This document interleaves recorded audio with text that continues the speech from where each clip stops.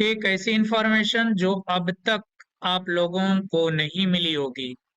और जान लीजिए कि अभी अगर आप आईटीआई कर रहे हैं या आईटीआई के फाइनल ईयर कोर्स में हैं और सीआईटीएस करना चाहते हैं, सीटीआई करना चाहते हैं, तो उसके लिए डीजीईटी ने अपनी गाइडलाइन में 2023 के दिसंबर के लेटर में उन्होंने एक ऐसी इंफॉर्मेशन, एक ऐसी अपडेट दी है जो आपके लिए बहुत ही महत्वपूर्ण है।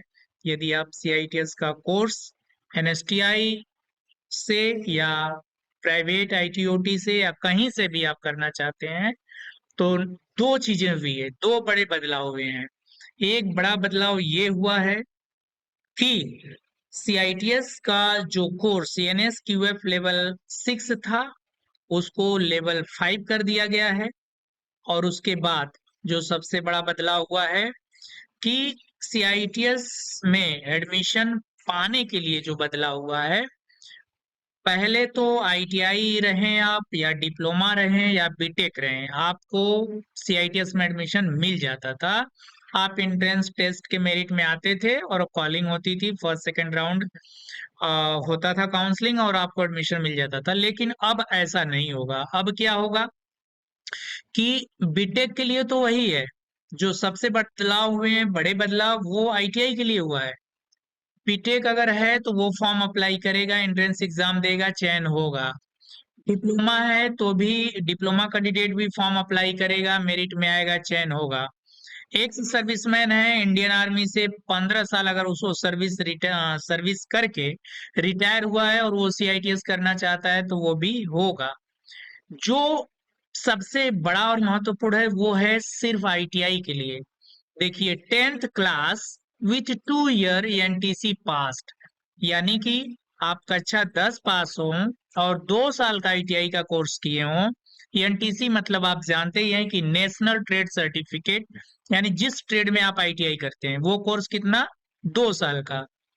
उसके बाद क्या कह रहा है, plus 1 year experience in the relevant field, यानी कि आप 2 साल का आईटीआई कोर्स अगर कर चुके हैं तो प्लस 1 साल आप अगर जॉब किए रहेंगे, कहीं पढ़ाए रहेंगे या कहीं फील्ड में काम किए रहेंगे, तभी एंट्री क्वालिफिकेशन लिखा है इसका।